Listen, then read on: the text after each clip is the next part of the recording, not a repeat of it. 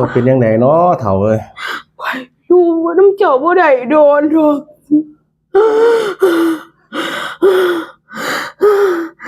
ข่อยอยู่น้ำเจ้าบ่ได้ดอกเจ้าเมียใหม่เด้อเฒ่าเลี้ยงลูกเด้อข่อยบ่เอาดอกข่อยเลี้ยงอยู่แล้วล่ะลูกข่อยน่ะเดี๋ยวไม่มันเป็นหยังลูกสาวข่อยมันหนีไปก็เอิ้นมันมาเอาประกันข่อยเด้อเฒ่าข่อยเฮ็ดไว้ให้มันแล้วเจ้าจะเว้าดูหลาย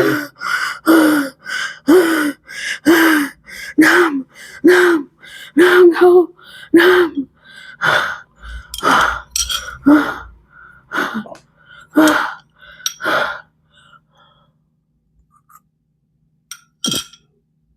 จังไงบ่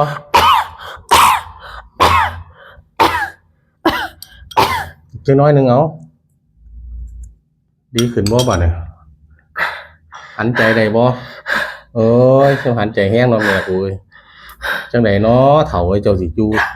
กับข่อยโดนบ่เนาะเฒ่าข่อยมีเรื่องสารภาพกับเจ้าอย่าเว้าหลายเจ้าเมียข่อยผิดไปแล้วบ่เป็นหยังดอกยังอย่าเว้าหลาย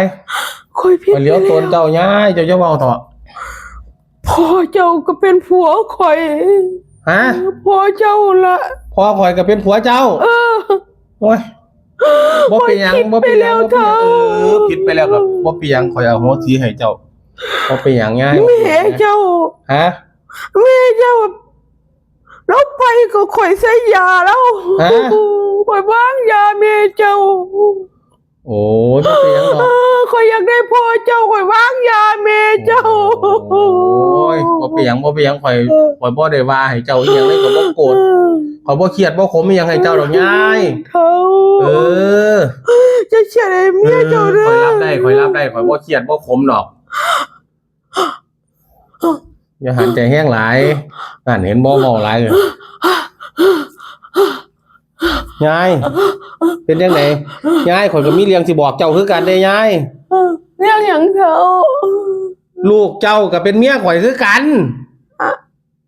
ลูกเจ้าน่ะเป็นเมียข่อยคือกัน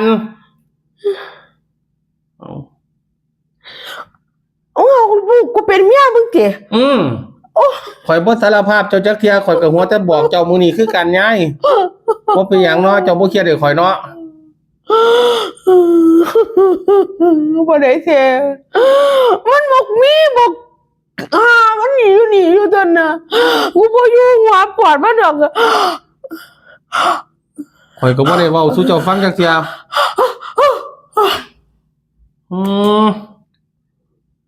เอ้า